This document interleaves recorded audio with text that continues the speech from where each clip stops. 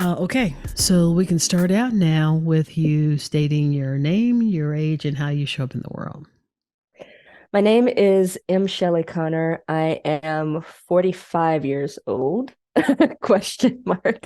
Yeah, I'm 45. I'll be 46 next month. And I show up in the world. I love this question because I've been thinking about it a lot lately. It's something that I ask of the characters I create in my writing. Specifically, what have you done to earn your place in this world, right?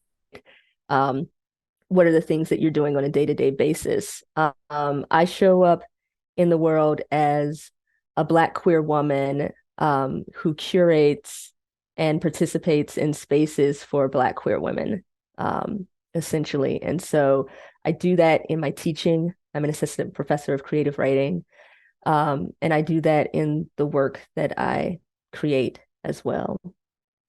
So, yeah.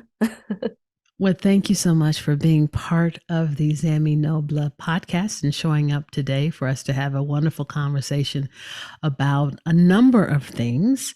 Um, I met you in Oxford, Mississippi Mhm. for, let's see, wait, that was maybe a year ago, a little bit over a year ago when you were reading, presenting at the Glitterati conference there. Mhm. And I was immediately swept away by your reading of your book, Everyman. And in particular, your character, Professor Woodbridge, Yes. and how you masterfully lifted him from Ralph Ellison's Invisible Man and brought him into the context of your space. I said, "Oh, that's masterful." I turned to Marianne and said, "Oh, that is just amazing." I love that. I love the significance of the title and how you have excuse me, I love the significance of the title and how you've brought it into our own space and given visibility to the character there. And so, why don't we start there with you talking about the title of your book, Everyman, how you came to that, the significance of that title? Yeah, so I spent some time just thinking about having a Black woman as the main character, as the protagonist, and in fact, the book is just full of strong Black women characters, and how we tend to be marginalized so much in literature as well, as in the world. And when we think about who is the everyman, the person who serves as a universal avatar, in literature, we don't often see it being a Black woman. And so, it is basically the literal translation that a Black woman is the everyman character in this. This is the reader's avatar through this experience. So I really kind of wanted to play around with that as well. As well as, it is the main character's name. Her name is Every Man, and she goes by Eve for short.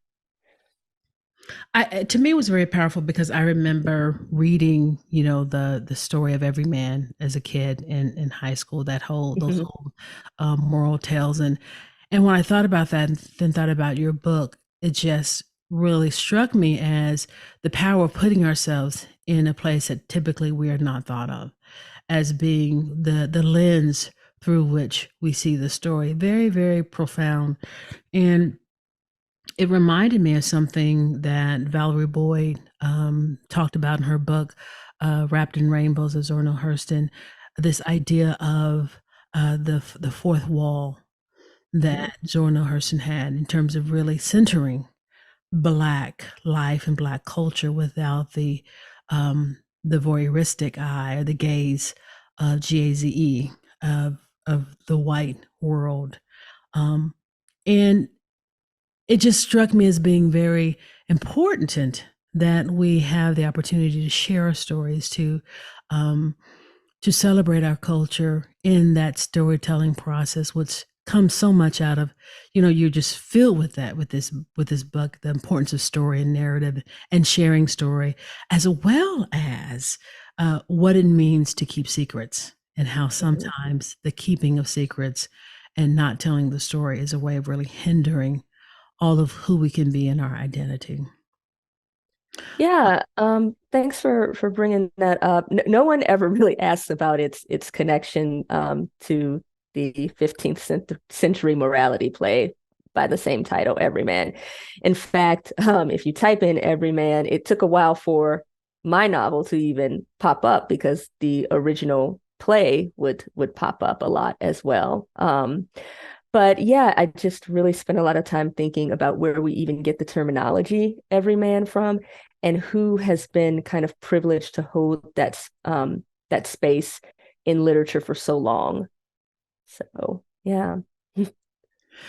Uh, it also makes me think of this whole idea of what it means to hold stories for communities. And we are in such an interesting time now where uh, books are being banned and uh, certain people are deciding what stories should be told and what stories should not be told.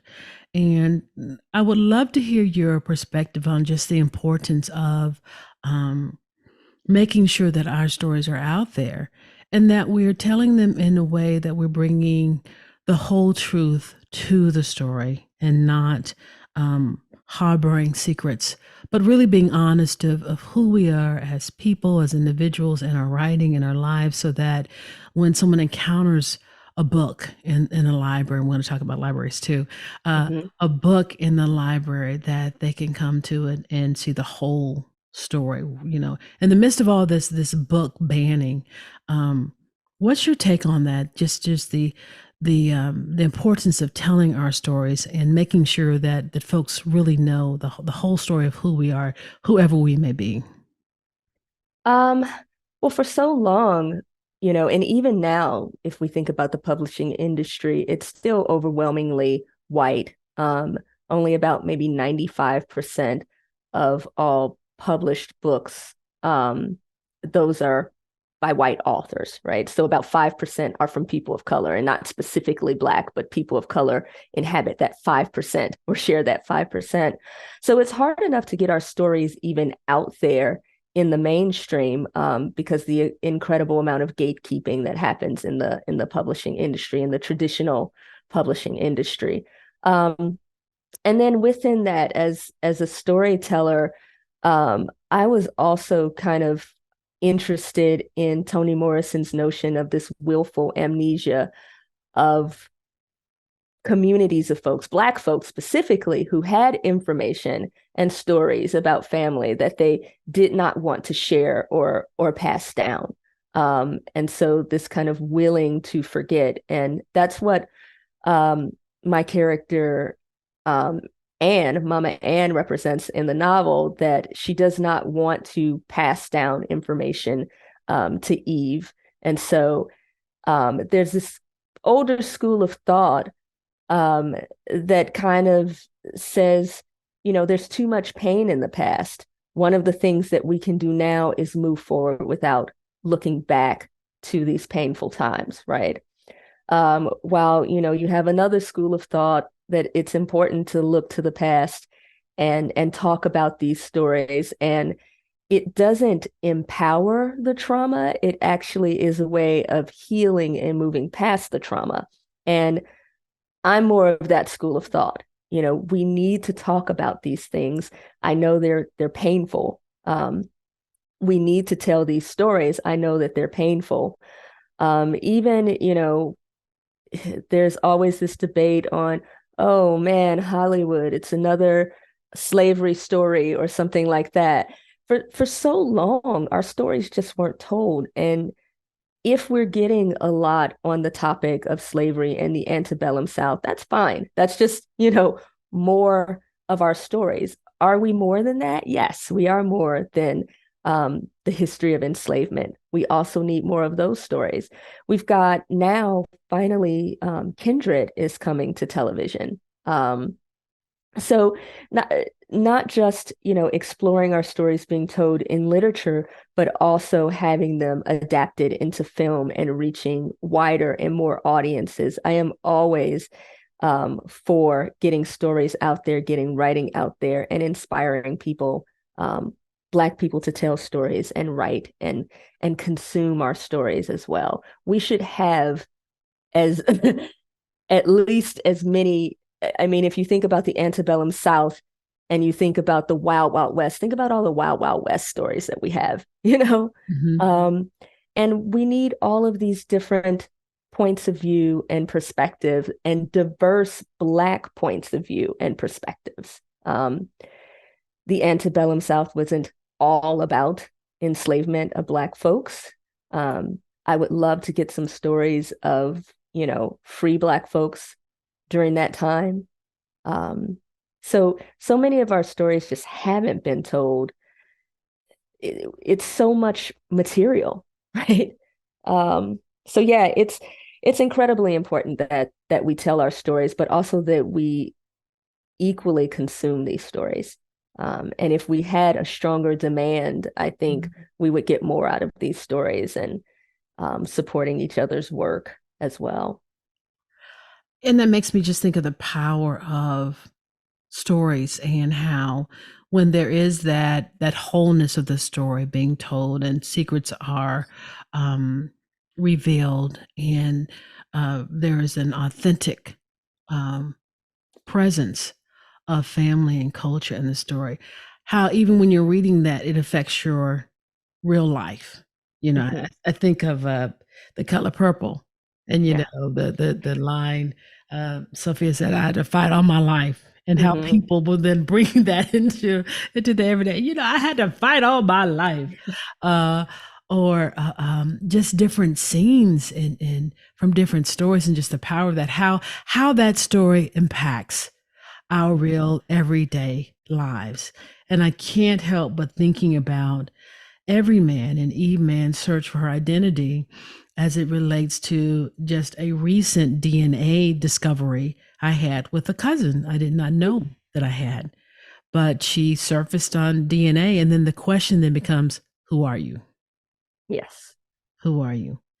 And then the family has to say, okay, so what do we tell? What do we tell her? What are the stories that she needs to know in order for her to be whole? Mhm. Um, and I'm wondering, as a group of people, specifically African Americans in this country, what are the stories that you think we need to be told, especially in terms of the the the things that relate to our fight for justice and civil rights. This whole idea of um, if I know the story, it makes me stronger. But as you said before, so much of what happens is this cultural amnesia. What are the stories now? Just like Eve needed to be told some stories. What are some of the stories we as a people, and even maybe even more specifically as queer people, need to be told in order to really inhibit these spaces of freedom and justice and walk proudly in who we are? Yeah, I think, and I'm glad that you started off with the "all my life I had to fight" quote from Sophia, because I think we get so tired of the fight and the struggle because it's, unceasing when you're marginalized in, your country, um, in all the institutions, for a very, very long time in history. But I think the stories that need to also be told is our lives are intersectional in so many ways. They're intersectional with our identities, so I'm Black, I'm a woman, I'm queer, and those create very customized experiences. But also, we're we're kind of diverse in the experiences that we've had. It hasn't just been only fighting and that's it. And so I think if we get these stories that contextualize our lived experiences in different ways, yes, we were fighting for civil rights during the civil rights movement, but yes, we were also doing things like falling in love and starting families and starting companies and seeking out education and attending HBCUs. And I think these are places that um, sort of get excised or removed or not focused on um, in some of these other stories. And so I think we need stories that remind us that part of the, magic of being Black in this country is that we still manage to do all of those things, even in spite of how we're regarded in this country and have been throughout time, right? And so I think, love stories during some of these times in the past would be amazing to get. One of the things that I really appreciate about Robert Jones Jr.'s debut is that it is inherently this love story between two Black enslaved men, The Prophets, his novel. And so, yes, you have Black folks who are enslaved, but you also have Black folks who loved during that time and queer folks who existed during that time. We definitely need more stories about Black queer folks and Black queer women because we have always been at the forefront of any sort of movements for Black folks, for women, for queer folks. We've always been there. So I would love to get some stories where we have been, centered in those spaces as well. Mm, mm. Yeah, we've always been there, and it's interesting to see how over the course of time the story unravels and we see more and more of who we are and where we've been in these places. I want to jump now to and I'm not going to give anything away in the book because people have got to read your book. It's amazing, it's masterful. But Professor Woodbridge, and you're bringing him into the context of your book.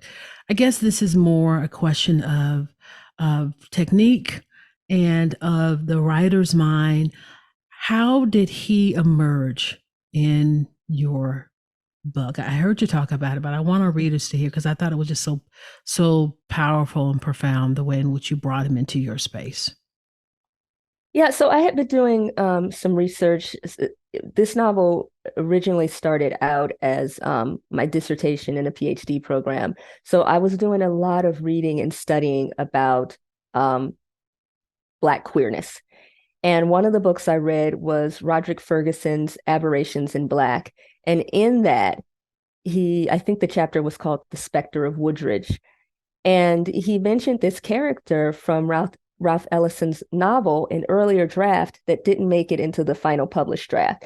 And that character was Professor Woodridge. And he was a Black gay man teaching at the university that the main character, the protagonist character, attended in Invisible Man. It's never named in Invisible Man, but in all likelihood, it's based on Tuskegee University because that's where Ellison went. And parts of my book are set at Tuskegee University. I have three characters that attended, and I'm a graduate of Tuskegee University. So one of the things I wanted Everyman to do was to correct some of the erasures of Black women and queerness that we see. And for whatever reason that Woodridge was not included in the final draft of Invisible Man, I wanted to resurrect him and give him what I felt the life that he deserved. I also wanted to name Tuskegee University. And so it was this act of naming the previously erased or unnamed in order to give it life in this modern rendering of these historical times.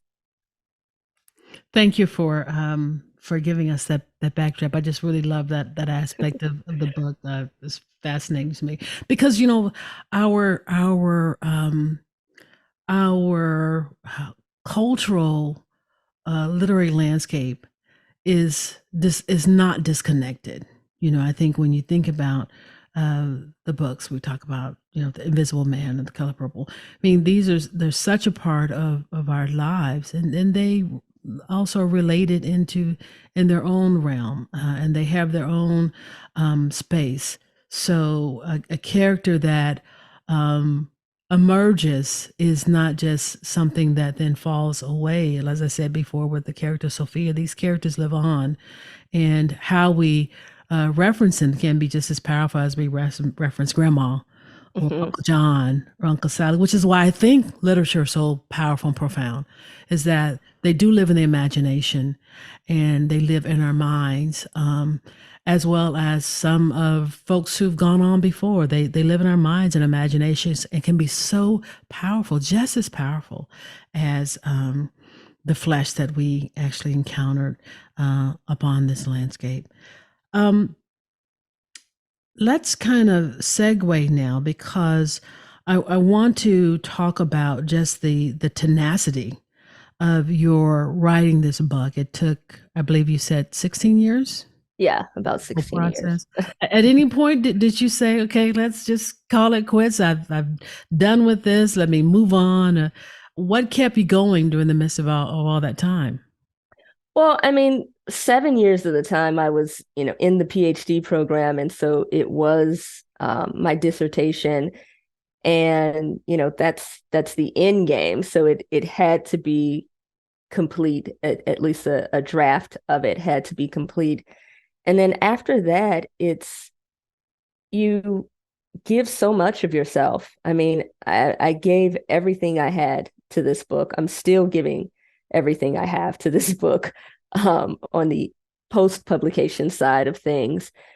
Um, at a certain point, I guess it's like I'm just too invested to quit. It's got to do something. It's got to give me some sort of return in some way. And essentially, I just really wanted it to exist in that literary space of the people that I read and love, Toni Morrison and Alice Walker and Ralph Ellison and Zora Neale Hurston.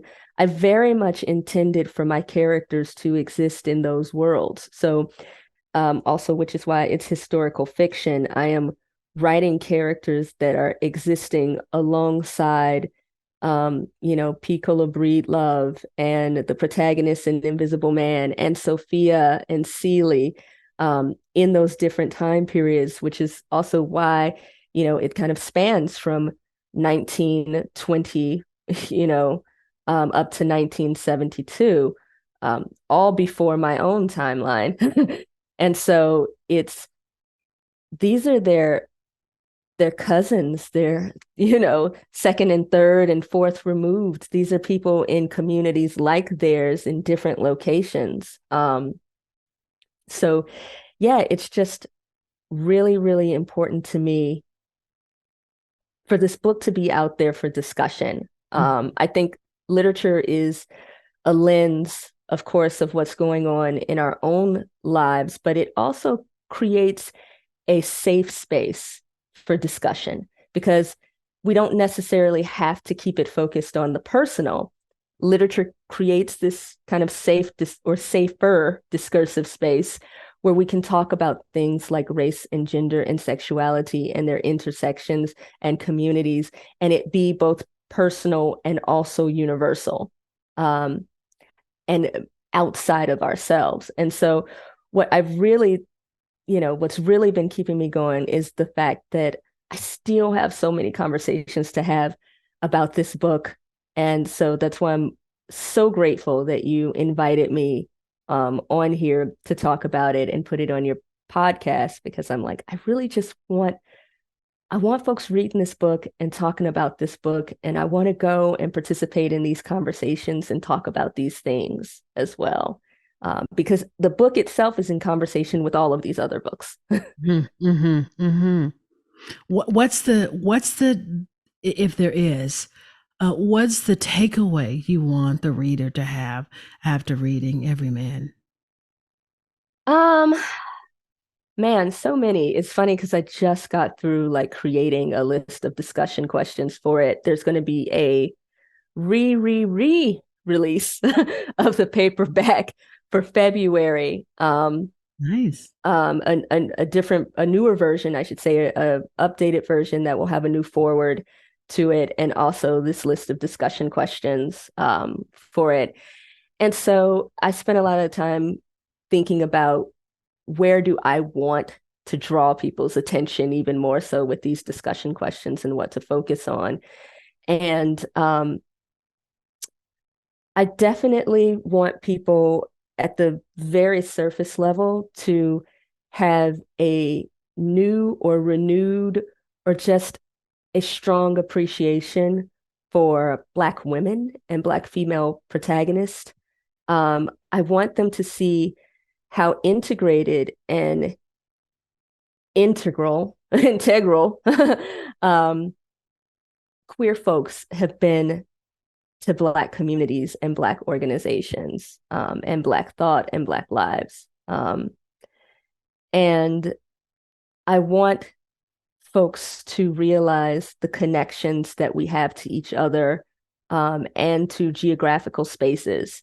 Black folks who migrated from the South to Midwestern and Western cities during the Great Migration, because it is a Great Migration narrative as well.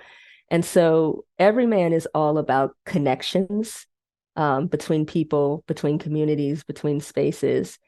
And I want people to kind of really open their eyes to the connections in their own lives. Mm, mm. There's so many connections. I mean, there's so many ways I could go off of that.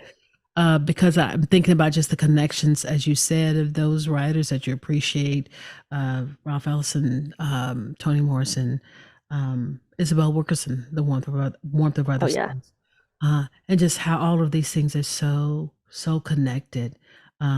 That's beautiful. It also makes me think of, as we've been talking about literature and just the power of storytelling, what we are going through today when stories begin to come out in a massive way about COVID-19, the pandemic, and where we are, what we were doing. I'm curious to just imagine, particularly as we talk about Black queer folk and Black queer characters, where we will find ourselves in the midst of those stories, because this has just been a life changing experience, and that's not saying sufficiently what this experience has been like for us on this planet with this pandemic.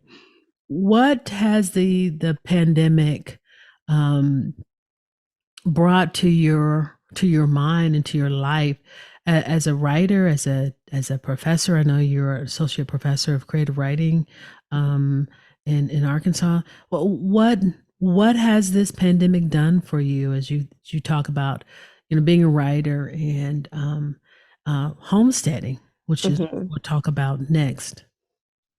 Yeah, so when we moved down to Arkansas from Chicago, for my position as assistant professor of creative writing, um, we knew that we wanted to eventually purchase land. We had been really been thinking about safe space, having a safe space as two Black queer women, especially two Black queer women living in the South, in the heart of the Bible Belt. And so we wanted to be able to create a safe space for ourselves, our family, our loved ones, and our visitors. And I think the pandemic really sort of intensified that. When it hit, and everyone was sequestering themselves, it was before we purchased our property. Um, and I kept thinking, man, if we had our homestead, it would just feel more secure. It would be these things. We ended up doing our home search um, through the bulk of the pandemic. So um, actually, we purchased in December of 2020. Mm. Yeah.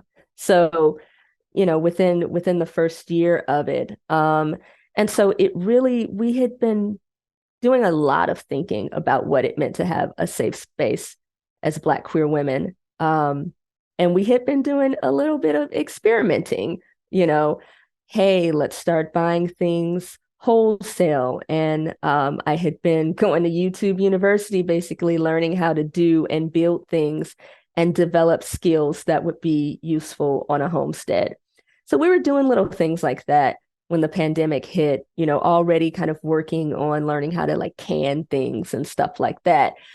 The the problem was when the pandemic hit, everybody else decided to as well. So, everyone remembers how hard it was to find toilet tissue, but it also was pretty hard to find things like yeast for bread making and mason jars because everyone had, well, lots of people had some excess time on their hands and wanted to learn how to make bread and quilt and do these things that we had been kind of working on.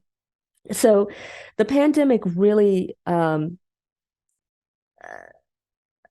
moved us from thought and prep to actually action and doing. And so we ended up purchasing a 15-acre homestead. So we've got a house, a nice house, and it's on 15 acres. And so we've been here 2 years now, learning the homestead, doing beginning things. We've always loved to garden and grow food, but now looking at what it means and takes to do that for a certain amount, because safe space is not just, your physical location, but it also has to do with your food security, things that we see affecting people of color and queer people of color in disproportionate rates have to deal with communities suffering from violence and over-policing, but also food deserts and scarcity and things like that. So we wanted our homestead to be able to address that for ourselves and for others and be a safe space for ourselves and a communal safe space. It's interesting because I don't think that the word homestead or homesteading is in the vocabulary of the average Jane and Joe, particularly when we think of someone moving from Chicago to Arkansas. That seems like a story. I mean, if there's a story to be told, that's a story. So homesteading, I mean, how did you all even come into the idea of that? And let's kind of parse that out a little bit more for maybe our listeners who are not familiar with the concept of homesteading. Yeah, so a couple of things, as a concept, it is a pretty old one, even going back to the Homesteading Act, which I can't pull up the exact year right now, but 1800 something maybe, that also excluded Black people, excluded those who were formerly enslaved and, trying to get property. But it was another government policy that benefited white people and disadvantaged Black people. And so that gave them land, basically. And so the concept of homesteading, what I like about it and what it really distinguishes it from things that people know about, like farming, is it's a lot smaller scale and it's more home focused, so we have a house, but this house is on some land that we do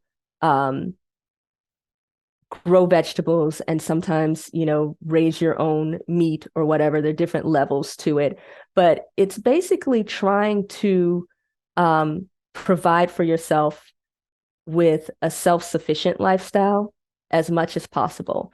So you're growing or raising a certain percentage of your food. For some people, it's not a lot. For some, for others, it might be they're doing their vegetables and their meat and their fruit. For some, it's just vegetables and they get meat elsewhere. So you can tailor it to your own needs, but it's focused on the home, the household itself. And it's a self-sustainable lifestyle, essentially. So is there any sense or any data that speaks about the number of African Americans who are homesteading? Have you met other queer people who are doing this? Yeah, so there are communities. I know there mainly on social media because they're still trying to get things together. So one of the things that I've realized, especially on kind of the YouTube landscape, you'll see a lot of white homesteaders, but they're also doing things like, hey, this was my grandfather's land, or, so they have kind of that background with Black YouTubers on social media who are homesteading. You're seeing them just getting property for the first time. So there are quite a few of us out there. We lost as African Americans a good 90% of land in the South. Um, Farming and agriculture is certainly not new to Black people, and doing that for a household, that's essentially what we did, especially in the South. That's where we come from, and that history. But because of oftentimes the racial terror, outright land theft, and defrauding that took place over decades, um, we've lost about 90% of the land that we owned as African Americans in the South.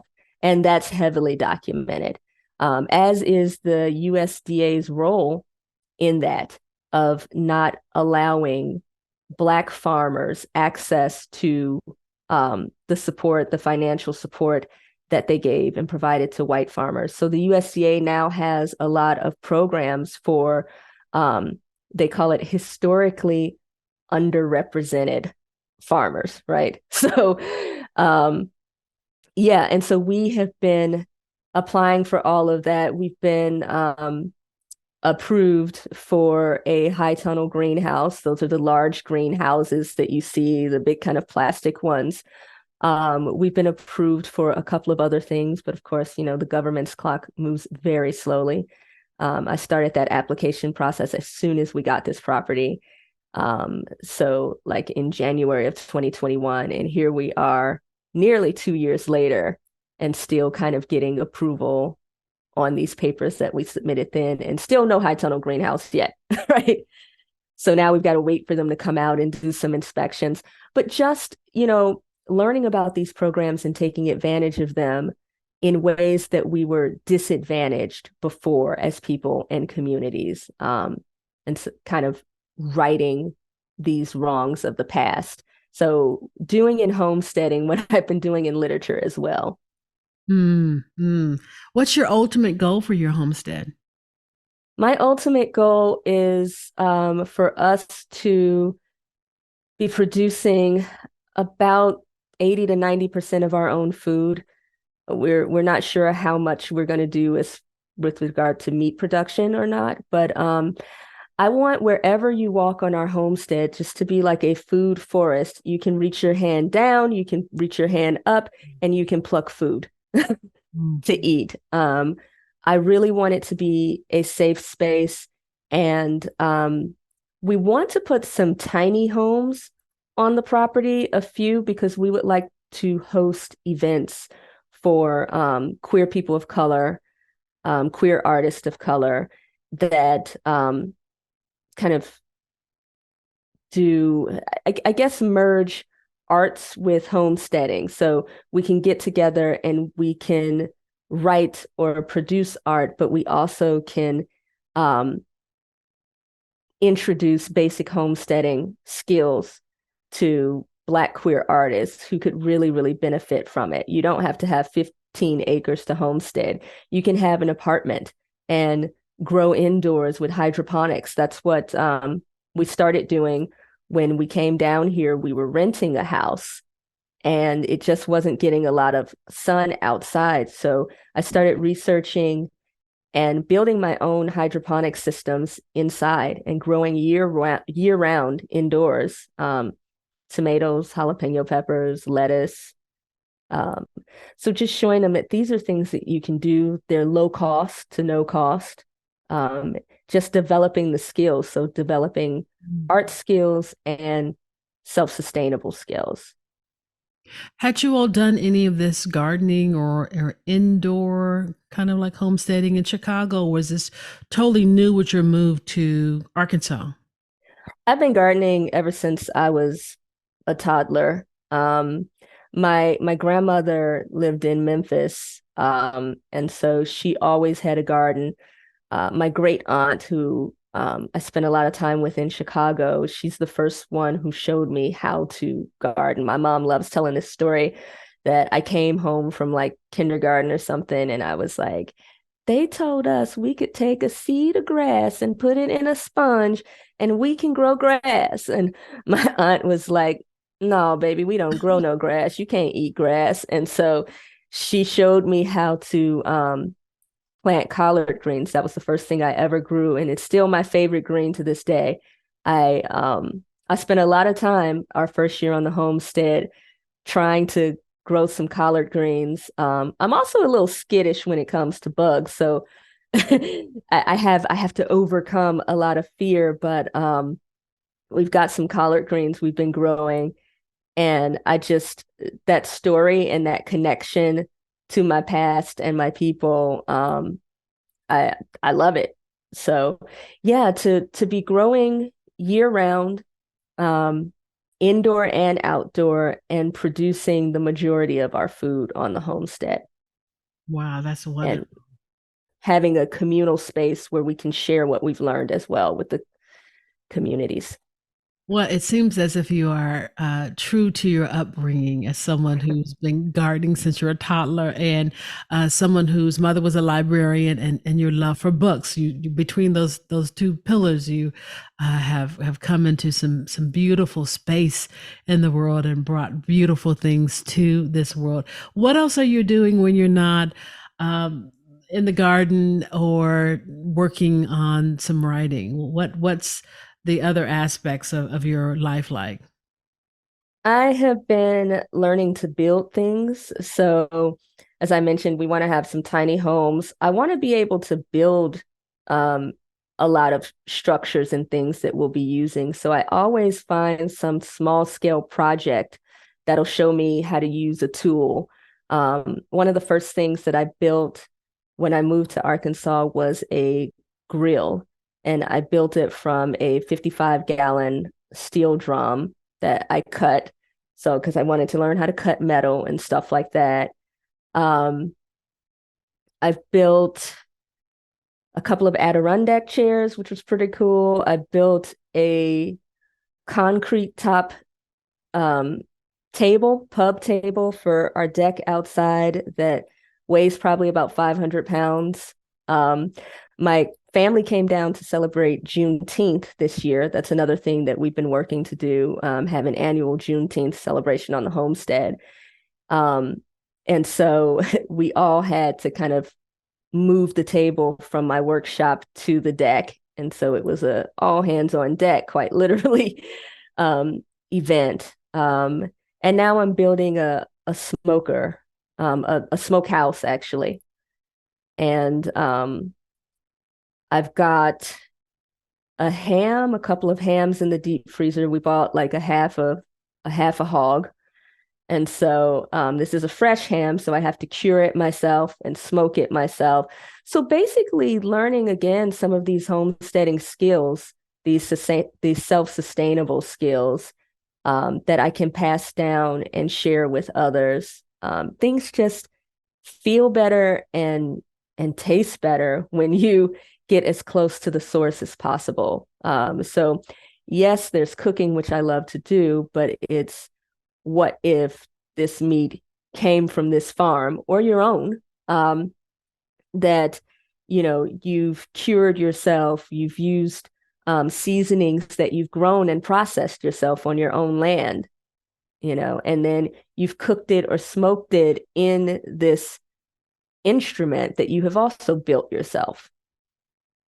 And I can tell you, the closer I get to that experience, it's just the more amazing it feels. And I want to be able to share this with my community, because these are things that can be, game changers for those of us that have been disadvantaged. Um, and I want us to get back to the idea of having our own spaces and curating our own spaces. Yes, yes. Wow, you are a one busy person. Look at you. Well, I guess when you homestead, and we've kind of moved away from this with the way in which so many of us live. If you're not attending to your home and the things you're growing, and if you have animals, livestock, um, then you really have this um, skewed notion of what it means to really live in the world and produce your own food and take care of your own home, because you're just popping something in the microwave and in 5 minutes it's done. You've not grown it, you've Yeah. not cultivated it. But I can see that there's something very powerful in being able to do as you've done. I mean, when we get things from the garden, I'm like tickled fuchsia, because we have blueberries. I can put on my oat bill, but Yeah. we'll have them once a month. I mean, for like a month out of the year, because Hmm. the short life. But it's the idea that, and they come back, in days. I mean, we had all these blueberries every morning. I can go out and get blueberries. I can't imagine what that must be like on a large scale when you have your home and this acreage and just being able to live in that way. It must set your soul in a very different place than where you were before. I mean, that's the goal. And we're very small scale now, like kind of starting as close to the home as possible, like growing things on the deck in planters just to say, okay, can we take this through a season? So, like, we've got blueberries on the deck and they have not fruited yet, right? Um, but it's like once we get them thriving, then we can multiply these. We can take cuttings and put them out on the property. So it's very kind of nursery scale. What can we take care of really, really close, and then start expanding further out with each year. And once we get that high tunnel greenhouse, that extends the growing season. And so, yeah, it's just about that. Like you got your blueberries, and so next, how can you encourage year-round growth or year-round fruit production? If not from the blueberries, then what? Things that produce in different seasons. But and also the taste, and you know where it comes from. There are no chemicals or pesticides on it. The food industrial complex is not about nutrition, and the fact that they spray poison on it. And we've had so many recalls over the past few years. Right before when we were moving down here, there was recalls on things like lettuce and stuff like that. And it's because the system is broken and doesn't it when you care more about productivity and profits and not the actual product itself and what it's supposed to be, which is nutrition. And the fact that how they've squeezed out independent and small farms from the process. And those are the ones, if you support, you're not getting sick or diseased or mistreated animals that they've processed. Mhm. Mhm. So you know where your food is coming from. Yes, yes. Um, we have talked about so many wonderful, amazing things, and I can't help but to think that as more people get involved with their own production of food and really come to understand that they can plant something, even if it's just something in a container garden in the backyard, that's going to reshape the way in which we eat and Mhm. our health.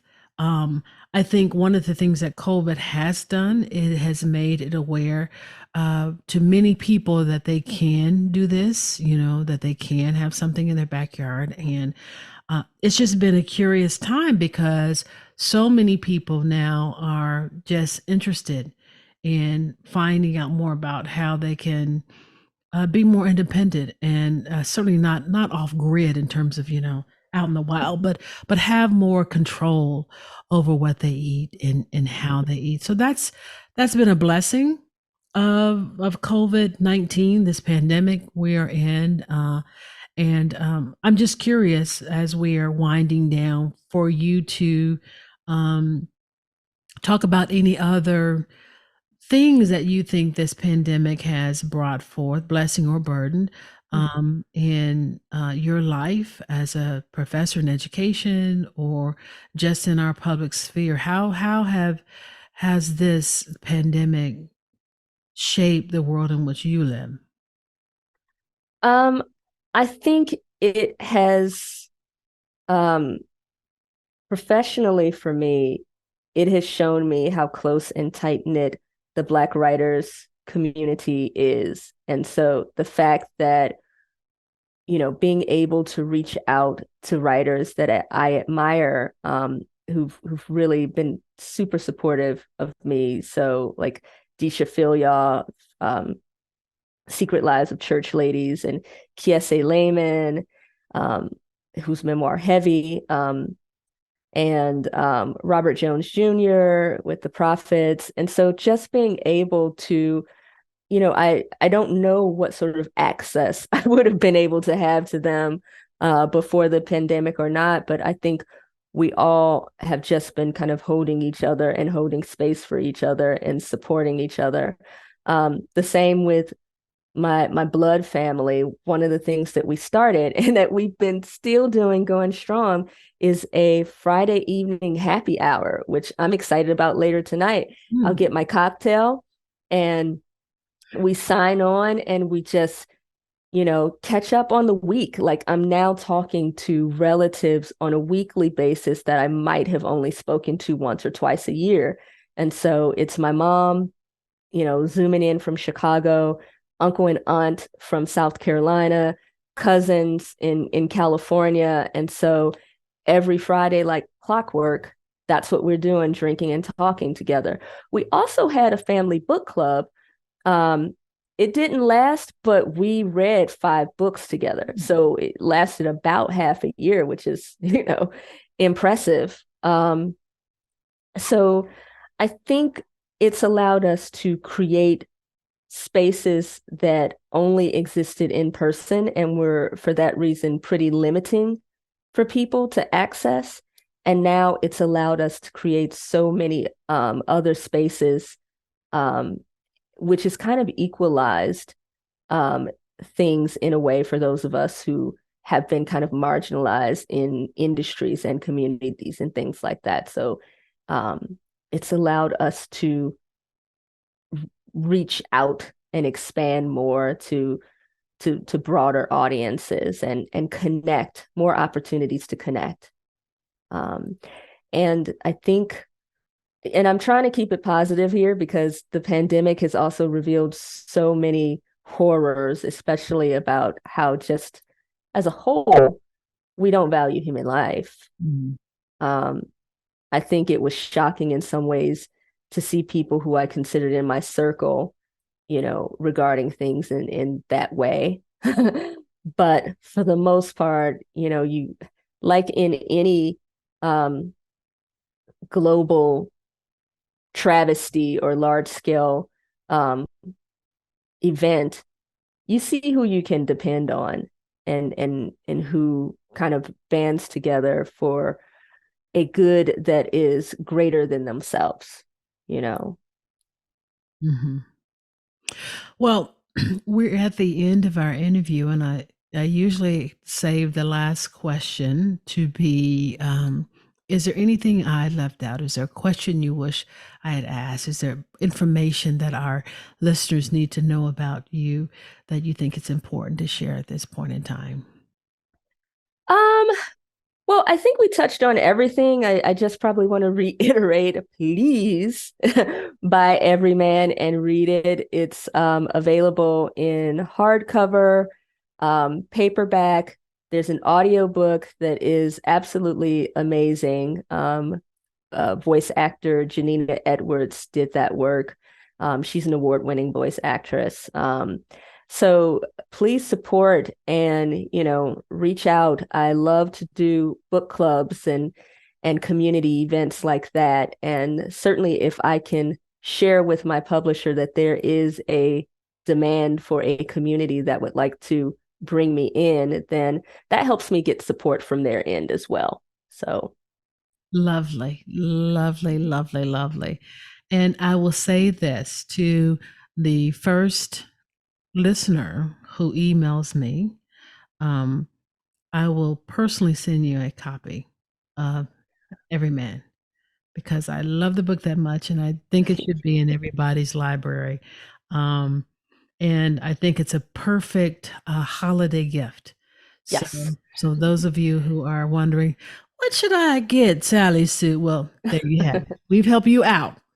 We've given you the greatest idea is to go get a copy of M. Shelley Connor's Everyman and put it underneath the tree or in whatever holiday basket you do, and you will certainly be thanked.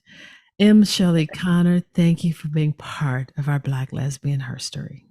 Thank you. I also should say the cover art is by Shamia Richardson. She is a Black queer artist that I met at Shades Retreat, which is a retreat for queer women of color. So I met her back in 2013 and held on to her information because I wanted this book to, involve as many Black women and Black queer women as possible. And so the cover art is by a Black queer woman artist. Fabulous. Well, that's a wrap. Thank you. Thank you.